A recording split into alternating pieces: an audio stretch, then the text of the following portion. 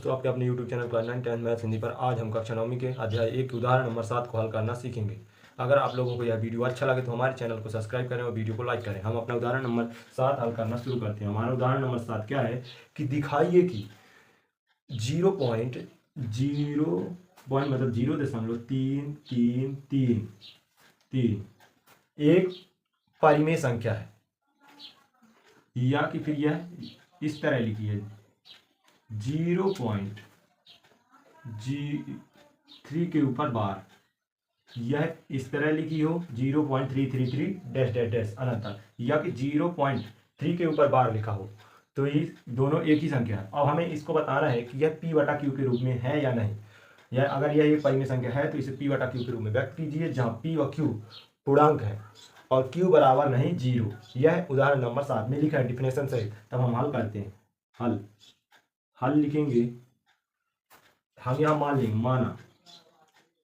माना कि अपन क्या मानेंगे कि क्या लिखा है अपने पास 0.333, या कि 3 के ऊपर बार है, तो हम इसे मान लेंगे x बराबर 0.3333 डैश डैश। क्या मान लेते हैं हम इसको समीकरण नंबर 1।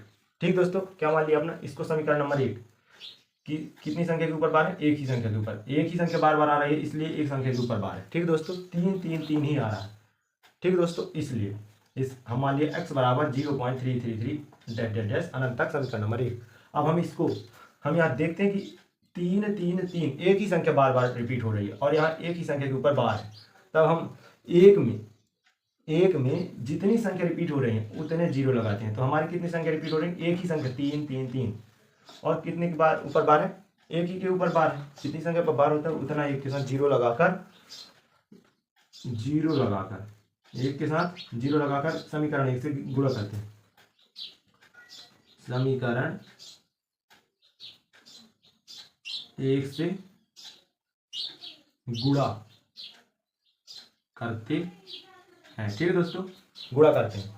अगर हम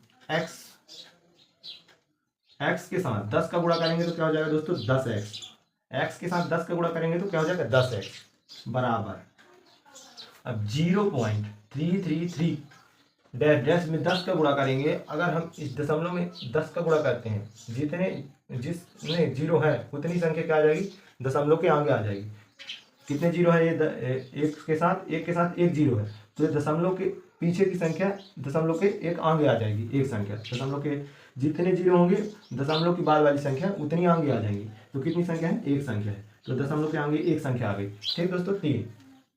अब बचेगा क्या, 3 3 3 3 3 बचे दोस्तों, और इधर और 3 है तो हम एक और 3 लिख लेते हैं। ठीक दोस्तों, ये अपन डैश डैश डैश समीकरण नंबर इसको 2 मान लेते हैं। ठीक दोस्तों, अब हम यहाँ देख रहे हैं कि हमारा समीकरण नंबर 2 समीकरण 1 से बड़ा है, तो हम समीकरण 1 में समीकरण 2 को घटा देंगे। ये समीकरण 2 में समीकरण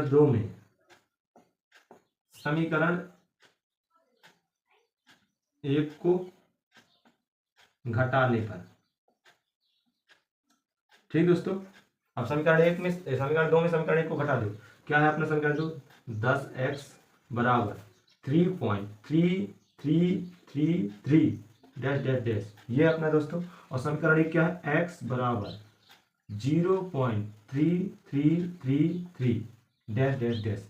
ठीक दोस्तों, अपन ये 3 कहाँ से आया है अपना, कि 10 का गुणा करेंगे जब इसमें, तो एक 10 एक जीरो है तो एक संख्या दशमलव के आगे आ जाएगी, तो ये दशमलव के आगे आ गई। ठीक दोस्तों, अब हम इसको घटा देते हैं। ये घटाना है ना समीकरण 2 में समीकरण 1 को, तो ये समीकरण 2 हो गए, समीकरण 1 हो गए। समीकरण 2 में 1 को घटा दिए, ये अपना इधर ये डैश से डैश कैंसिल है, 3 से 3 कैंसिल, 3 से 3 कैंसिल, 3 3 से 3 3, और 3 में 0 घटाएंगे तो आएगा अपना 3। ठीक दोस्तों, और x में 1 घटाएंगे तो अपना आ जाएगा 9x, और बीच में बराबर है जो, तो बराबर। ठीक दोस्तों, अपन यहाँ हल करते हैं। क्या है अपने पास, 9x बराबर 3, तो अपना आ जाएगा x बराबर 3। अपने को x का मान चाहिए ना दोस्तों, तो ये 9 जो गुणा में है कहाँ आ जाएगा, भाग में। 3 एकम 3 और 3 त्रिकाई 9 कट जाए। x बराबर अपने आ जाएगा 1/3, जो अपना p बटा q के रूप में है, जहाँ एक पूर्णांक है, ये 2 3 भी पूर्णांक है। जहाँ ये क्या हो गया, P बटा Q के रूप में हो गया, जहाँ Q बराबर नहीं है 0। ठीक दोस्तों, अपन को यही सिद्ध करना था। क्या करना था, यही